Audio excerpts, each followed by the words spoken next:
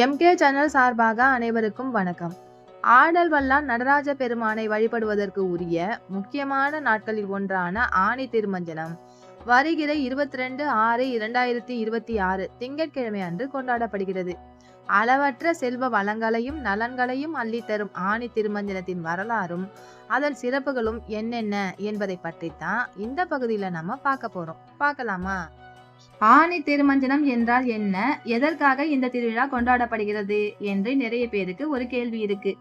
ஆனி மாதம் உத்திர நட்சத்திர நாளில் ஆடல் வல்லான் நடராஜ பெருமானுக்கு நடைபெறும் சிறப்பு அபிஷேகத்துக்கு பெயர்தான் ஆனி திருமஞ்சனம். இதைத்தான் ஆனி உத்திர திருவிழா என்றும் சொல்றாங்க. குறிப்பாக சிதம்பரத்தில் இந்த திருவிழா 10 நாட்கள் வெகு விமரிசையாக நடைபெறுகிறது. அதிலும் ஆனி திருமஞ்சனம் நடைபெறும் நேரத்தில் 30 முக்கோடி தேவர்களும் நடராஜ பெருமானுக்கு நடைபெறும் அபிஷேகத்தை பார்க்க சிவபெருமான் சந்நிதிக்கு வருவாங்க அப்படின்னு நம்ம முன்னோர்கள் சொல்லி வச்சிருக்காங்க. அதனாலதான் இந்த அபிஷேகத்தை கண்ணார தரிசனம் செய்தா துன்பங்கள் எல்லாம் விலகி பிறவி பிணியிலிருந்து விடுபடலாம். அனைத்து விதமான செல்வ வளமும் வாழ்க்கையில் எல்லா நன்மைகளும் கிடைக்கும். ஆனந்தமாக வாழ வேண்டுமா?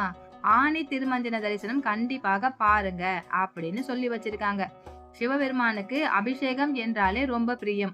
அக்னி சொரூபமாக இருக்கும் சிவபெருமானுக்கு பலவிதமான பொருட்களால் அபிஷேகம் செய்தா மனம் குளிர்ந்து அருள் புரிவார்னு பக்தர்கள் நம்புகிறார்கள். அதனால்தான் சிவன் கோவில்களில் இருக்கும் மூலவருக்கு தினமும் அபிஷேகம் நடைபெறுகிறது. சில சமயங்களில் 16 வகையிலிருந்து 32 வகையான அபிஷேகங்கள் செய்யப்படுகிறது. ஆனா ஆகம விதிப்படி சிவபெருமானுக்கு செய்யப்படும் அபிஷேகம் 24 நிமிடங்களுக்குள் முடிக்கப்பட வேண்டும் என்று சொல்றாங்க. திருமஞ்சனம் என்றால் மூலவரின் திருமேனிக்கு நறுமண எண்ணெய் பூசுவது. அதாவது மெய்யஞ்சனம் என்பது வெறும் உடம்புக்கு எண்ணெய் பூசுவது. திரு மெய்யஞ்சனம் என்பதுதான் இறைவனின் திருமேனிக்கு எண்ணெய் பூசுவதை குறிக்கிறது. இந்த திரு மெய்யஞ்சனம் என்ற சொல்தான் மருவி திருமஞ்சனம் என்று ஆனதாக சொல்லப்படுகிறது. சிவபெருமான் அபிஷேக பிரியர் என்று சொன்னேன் அல்லவா? அதே சமயம் சிவபெருமான் ரூபங்களில் ஒன்றான நடராஜமூர்த்திக்கு வருடத்தில் 6 முறை மட்டுமே அபிஷேகம் நடத்தப்படுகிறது. இந்த அபிஷேகங்களை மகா அபிஷேகம் என்று சொல்றாங்க. இந்த அபிஷேகங்கள் கிட்டத்தட்ட 3 மணி நேரம் வரை நடத்தப்படுமாம். நடராஜ பெருமானின் அந்த 6 அபிஷேக நாட்கள் என்னென்ன என்று பார்க்கலாமா? சித்திரை மாத திருவோண நட்சத்திரத்தில் கனக சபையில் மாலையில் அபிஷேகம் நடைபெறுகிறது. இரண்டாவதாக ஆனி மாத உத்திர நட்சத்திரத்தில் ராஜசபை என்னும் ஆயிரங்கால் மண்டபத்தில் சூரிய உதயத்திற்கு முன் 3 அல்லது 4 மணிக்கு அபிஷேகம் நடைபெறுகிறது. மூன்றாவதாக ஆவணி மாத பூர்வபட்ச சதுர்த்தசியில் கனக சபையில் மாலையில் அபிஷேகம் நடைபெறுகிறது. நான்காவதாக புரட்டாசி மாத பூர்வபட்ச சதுர்த்தசியில் கனக சபையில் மாலையில் அபிஷேகம் நடைபெறுகிறது. ஐந்தாவதாக மார்கழி மாத திருவாதிரை நட்சத்திரத்தில் ராஜசபை எனப்படும் ஆயிரங்கால் மண்டபத்தில் சூரிய உதயத்திற்கு முன் அபிஷேகம் நடைபெறுகிறது. ஆறாவதாக மாசி மாத பூர்வபட்ச சதுர்த்தசியில் கனக சபையில் மாலையில் அபிஷேகம் நடைபெறுகிறது. இந்த 6 அபிஷேகங்களையும் கண்டு நடராஜரை தரிசித்து வழிபடுபவர்களுக்கு ஆனந்தமயமான வாழ்க்கை ஏற்படும் என்பது ஐதீகம். நடராஜர் மூலமூர்த்தியாக உள்ள சிதம்பரத்தில் இந்த 6 அபிஷேகங்களும் மிக முக்கியமான விழாவாக கொண்டாடப்படுகிறது. இருந்தாலும் மார்கழி மாதத்தில் நடைபெறும் அபிஷேகத்தை ஆருத்ரா தரிசனம் என்றும், ஆனி மாதத்தில் நடைபெறும் அபிஷேகத்தை ஆனி திருமஞ்சனம் என்றும் கொண்டாடுகிறோம். இந்த 2 அபிஷேகங்களுக்கு மட்டும் அப்படி என்ன சிறப்பு பார்க்கலாம். மார்கழி மாதம் என்பது தேவர்களின் காலை பொழுதாகும். இந்த மாதத்தில் தேவர்களே சிவனுக்கு அபிஷேகம் பூஜைகள் செய்து வழிபடுவதாக நம்பிக்கை இருக்கிறது. அதனால் இதை ஆருத்ரா தரிசனம் என்று சொல்றாங்க. அதே போல ஆனி மாதம் தேவர்களின் மாலை நேரம் ஆகும். நாம் எப்படி காலை மாலை இருவேளையும் வீட்டில் விளக்கேற்றி வழிபடுகிறோமோ அதே போல தேவர்களும் தங்களின் மாலை நேரத்தில் சிவனுக்கு அபிஷேகம் செய்து வழிபடுவதாக சொல்லப்படுகிறது. அதனால்தான் நடராஜருக்கு மற்ற அபிஷேகங்கள் அனைத்தும் மாலையிலும், மார்கழி மற்றும் ஆனி மாத அபிஷேகங்கள் மட்டும் காலையிலும் நடத்தப்படுகிறது. அதெல்லாம் சரி, குறிப்பாக ஒரு வருடத்தில் 6 நாட்கள் மட்டும் நடராஜருக்கு ஏன் அபிஷேகம் நடைபெறுகிறது? ஏன் 7 நாட்களோ 10 நாட்களோ 70 நாட்களோ நடத்தலாமே? அது ஏனென்றால் மனிதர்கள் கணக்கில் பார்த்தால் ஒரு வருடத்திற்கு 6 அபிஷேகங்கள். ஆனால் தேவர்கள் கணக்கில் பார்த்தால் ஒரு நாளைக்கு 6 அபிஷேகங்கள் என்று கணக்கிடப்படுகிறது. அதாவது ஒரு கோவில் என்றால் தினமும் 6 கால பூஜை நடைபெறும். அதாவது அதிகாலை 4 மணிக்கு திருவனந்தல் எனும் அதிகாலை பூஜையும், 6 மணிக்கு கால சந்தி எனப்படும் காலை பூஜையும் நடக்கும். பகல் 12 மணிக்கு உச்சிகாலம் எனப்படும் மதிய பூஜையும், மாலை 4 மணிக்கு சாயரட்சை எனப்படும் சாயங்கால பூஜையும், இரவு 7 மணிக்கு ராக்காலம் எனப்படும் இரவு பூஜையும், 9 மணிக்கு அர்த்தஜாமம் எனப்படும் பள்ளியறை பூஜையும் நடைபெறுவது வழக்கம். தேவர்களும் இதே போல 6 கால பூஜையை நடத்துவதாக சொல்கிறது புராணம். ஆனால் அவர்களுக்கு ஒரு நாள் என்பது நமக்கு ஒரு ஆண்டு. அவர்களுக்கு தட்சிணாயனம், உத்தராயணம் என்ற 2 வகை காலப்பிரிவுகள் உண்டு. தை மாதம் முதல் ஆனி மாதம் வரை உத்தராயண காலம். அதேபோல் ஆடி மாதம் முதல் மார்கழி மாதம் வரை தட்சிணாயன காலம். அதாவது அவர்களின் அதிகாலை பொழுது நமக்கு மார்கழி மாதம். இதனால் தான் தேவர்களின் அதிகாலை பொழுதான மார்கழி மாதம் திருவாதிரை நட்சத்திரத்தில் நடராஜருக்கு நாம் அபிஷேகம் நடத்துகிறோம். இதை ஆருத்ரா தரிசனம் என்று சொல்கிறோம். ஆணி திருமஞ்சன உற்சவம் முதலில் பதஞ்சலி முனிவரால் தொடங்கப்பட்டது என்று சொல்கிறது புராணம். அதாவது பதஞ்சலி முனிவர் ஆதிசேஷனின் அவதாரம். இதற்கு ஒரு வரலாற்று கதை இருக்கிறது. அது என்னவென்று பார்க்கலாம். ஒரு முறை திருமால் பாற்கடலில் சயனம் கொண்டிருந்த போது அவர் கண்கள் மூடியிருந்த நிலையிலேயே தன் மலர் போன்ற உதடுகளை விரித்து புன்னகை செய்தாராம். திருமாலே மனமகிழ்ந்து புன்னகை செய்யும் அந்த திருக்காட்சி என்னவாக இருக்கும் என்று ஆதிசேஷனுக்கு தோன்ற அந்த கேள்வியை பெருமாளிடமே கேட்டாராம். சுவாமி, எந்த காட்சியை கண்டு தாங்கள் மகிழ்ந்தீர்கள் என்று. அதற்கு பெருமாள், சிவபெருமான் நடராஜ ரூபம் கொண்டு நடனம் ஆடுகிறார், அந்த ஆனந்த தாண்டவம் கண்டு மகிழ்ந்தேன் ஆதிசேஷா என்று சொன்னாராம். உடனே ஆதிசேஷனும் தனக்கும் அந்த திருக்காட்சி தரிசனம் பெற ஆசையா இருக்கிறது சுவாமி, அதற்கு தாங்கள் தான் அருள வேண்டும் என்று கேட்க, மகிழ்வோடு பெருமாளும், ஆதிசேஷா, நீ சிவனை நோக்கி தவம் செய் என்று சொன்னாராம். ஈசனின் திருநடனத்தை காண விரும்பிய ஆதிசேஷன் பாதி மனித உருவிலும் பாதி நாக வடிவிலும் பூமியில் பதஞ்சலி முனிவராக அவதரித்தார். சிவபெருமானை நினைத்து கடுமையாக தவம் செய்தார். அவரின் தவத்தில் மயங்கிய ஈசன் அவர் முன்பாக பிரம்மாவின் வடிவில் தோன்றினார். பிரம்மாவை பார்த்து, தங்களிடம் நான் வேண்டுவது எதுவுமே இல்லை, எனவே நீங்கள் போகலாம் என்று ஆதிசேஷன் சொல்லிவிட்டு தன்னுடைய தவத்தை தொடர்ந்தார்.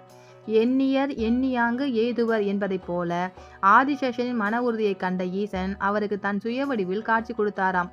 அப்போது ஈசனை பார்த்த ஆதிசேஷன், நான் தங்கள் திருநடனம் காண விரும்புகிறேன் என்று கேட்க, அதற்கு சிவபெருமானும் சிதம்பரம் ஸ்தலத்துக்கு வா என்று சொல்லிவிட்டு மறைந்தாராம். நடராஜர் திருநடனம் புரியும் சபைகள் 5. அதில் முதலாவது சிதம்பரம். இங்குதான் இறைவன் தன் எல்லையில்லா பெருநடனத்தை நடத்தி கொண்டிருக்கிறார். ஆதிசேஷன் நடன காட்சியை பெற மனித வடிவம் எடுத்து வந்தார். ஏன், ஆதிசேஷன் நினைத்திருந்தால் அப்படியே, அதாவது ஆதிசேஷன் உருவிலேயே திருநடனம் காண விரும்பியிருக்கலாம்.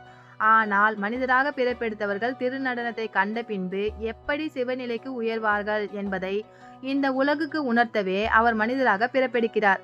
மேலும் ஈசனின் தூக்கிய திருவடிதான் நடராஜ வடிவத்தின் சிறப்பே.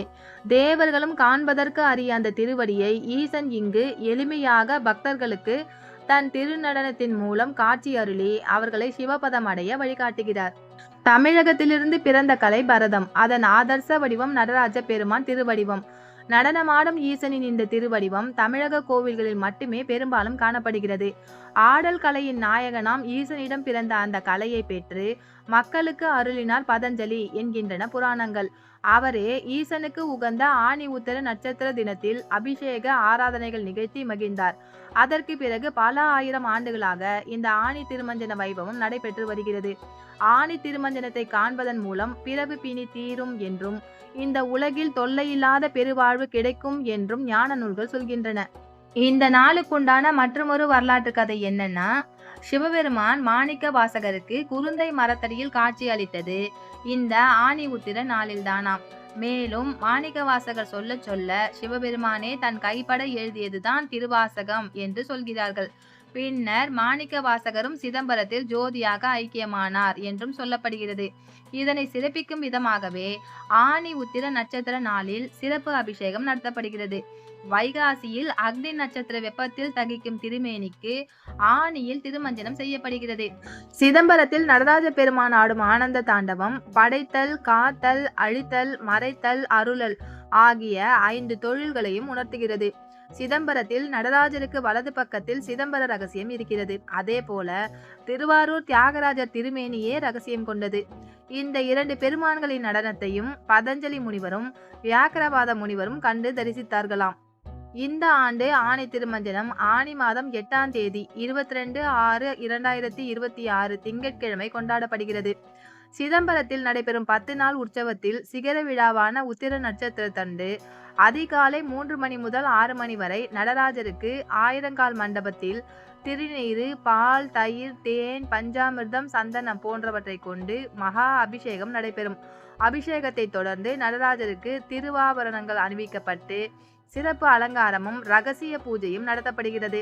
நடராஜ பெருமானும் சிவகாமி சுந்தரியும் சித் சபையில் திருக்காட்சி அருள்வார்கள்.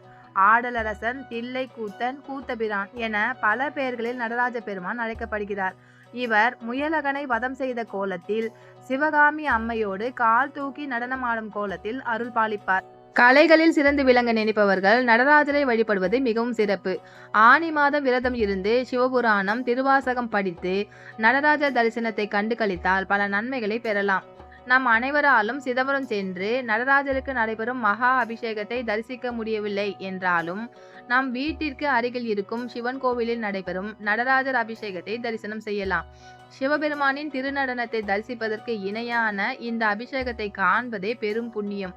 இந்த அபிஷேகத்தை தரிசித்தால் பாவங்கள் நீங்கும், கர்ம வினைகள் அகலும் என்று சொல்லப்படுகிறது. இந்த ஆணி திருமஞ்சனத்தை கண்ணார கண்டு தரிசனம் செய்தால் செல்வ வளம் பெருகும், மகிழ்ச்சி உண்டாகும், தீராத நோய்கள் மற்றும் துன்பங்களிலிருந்து விடுதலை பெறலாம், திருமண தடை நீங்கும், பிரிந்த தம்பதியர் ஒன்று சேர்வர், உடல் ஆரோக்கியம் மேம்படும்.